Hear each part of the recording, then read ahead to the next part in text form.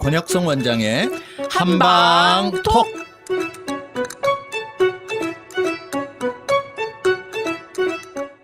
청취자 여러분 안녕하십니까? 권혁성입니다. 안녕하세요. 서유경입니다. 안녕하세요. 김미호 PD입니다. 오늘도 제가 질문 하나 들고 왔어요, 원장님. 네.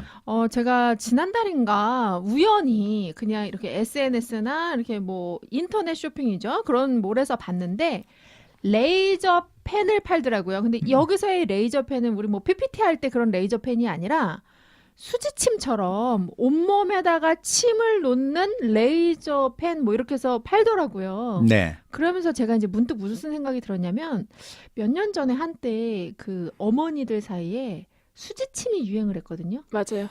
그래서 저희 엄마가 자꾸 뭐 속이 안 좋다거나 뭐가 불편하다 그러면 일로 와 놔줄게 그런데 저는 그게 너무 무서웠어요.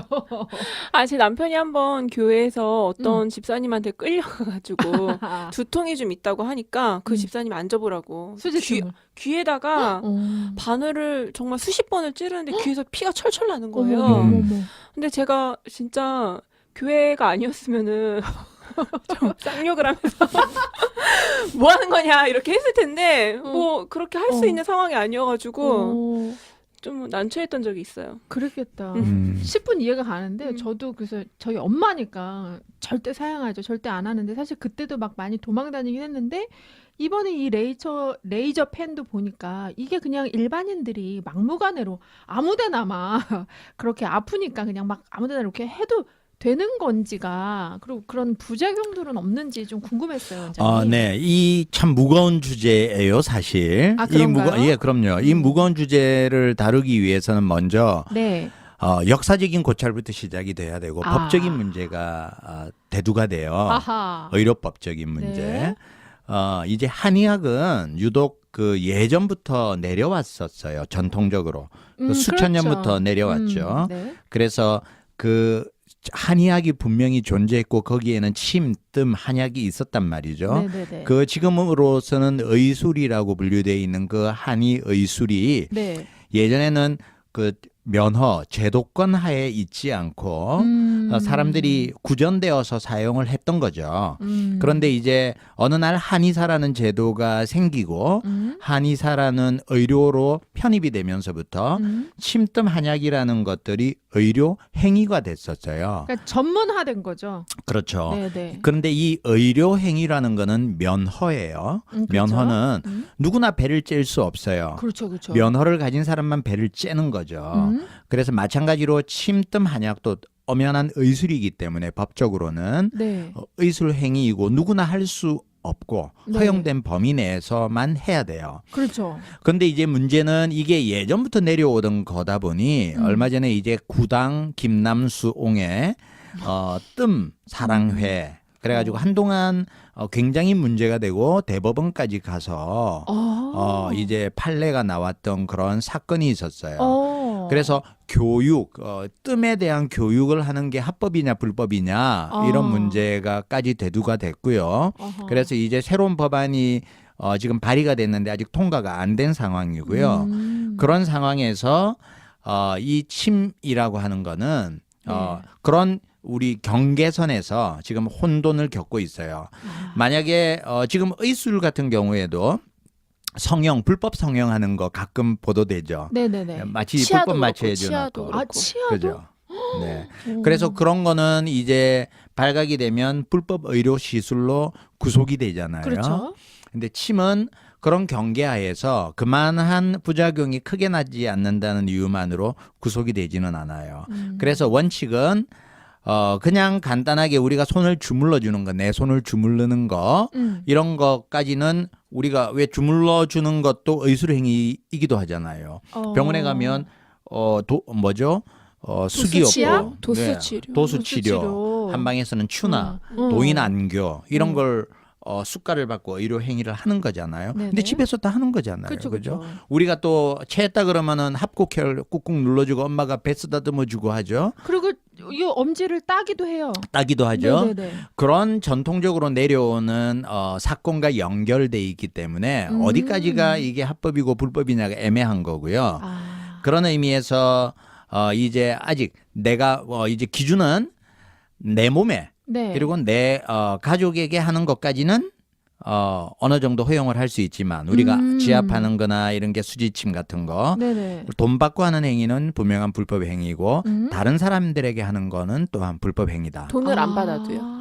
그렇죠. 예, 다른 사람들에게 하는 거는 불법 행위다라고 먼저 첫째 기준을 세워야 돼요.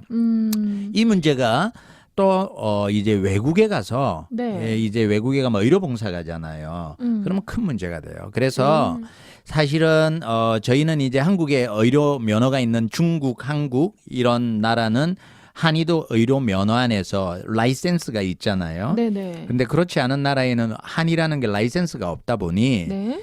우리 선교사님들이 한국에서 잠깐 이렇게 좀 배워서 시술을 받아서 선교지에 가서 진료 행위를 한단 말이죠. 네. 저는 뭐 그렇게 그런 면허가 없는 나라에서 한의가 불법이 아닌 나라에서 하는 거는 괜찮지만 네. 이것 또한 의술이기 때문에 하려면 정확하게 알아야 되고요. 부작용도 있을 수 있다는 것을 분명히 알아야 됩니다.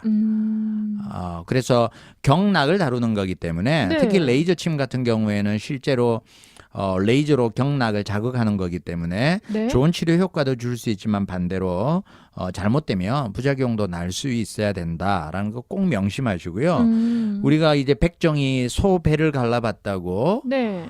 사람 배를 갈라서 하는 거는 상상도 안 될 일이죠. 네. 완전 무서웠어요. 지금 공포 영화의 한 장면. 마찬가지로 침이라는 것도 수지침이지만 그런 전문화된 지식들 그런 쪽으로 이용을 해야 되지 않나라는 생각을 합니다.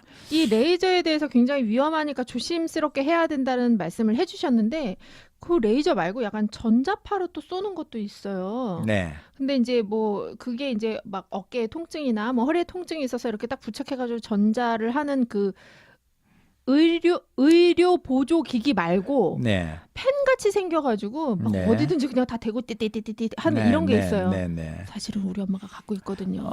네네. 그거 들고 올 때마다 무서워 죽겠는데 어쨌든 그래서 그런 것들에 대해서 조금 주의할 필요가 있을 것 같은데 지금 원장님께서 말씀해 주신 대로 그리고 유경 씨가 앞에서 얘기한 것처럼 거부하기가 조금 힘든 문화가 있어요. 어른들이 네. 하자 했을 때 그나마 엄마는 좀 낫지. 그치. 시어머니가 자꾸 그거 찌르고 이러면은 그거 어떻게 거절해?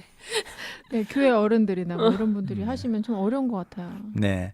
그래서 그런 기기들은 네. 의료용이 있고요. 가정용이 있어요. 근데 이제 아. 가정용으로 시술이 될 때는 정확하게 그게 우리가 심의를 받은 아. 공식적인 어떤 기구인지 네. 아니면 불법 유사 장비인지 그걸 확인하시고 의료 심의 피를 받아서 이거는 인체에 무해하기 때문에 네. 가정용으로 사용할 수 있다라는 것들만 사용하시면 아무 문제가 없으리라고 생각합니다. 그럼 가정용으로 나온 거는 조금 덜 위험한 거겠군요. 네, 예, 거기 무해하다. 그리고 그런 게 사용되는 거고요.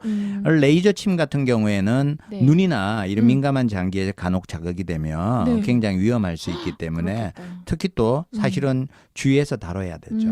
네. 우리가 장난감촌도 비비탄 이런 것들도 팔지만 맞아요. 그게 잘못하면 인체에 심각한 손상을 일으킬 수 있잖아요. 그렇죠. 그렇듯이 이것도 주의해서 다뤄야 될 품목 중에 하나라고 생각이 됩니다. 네, 괜히 충동 구매하지 마시고 잘 살펴보고 구매하시기 바랍니다.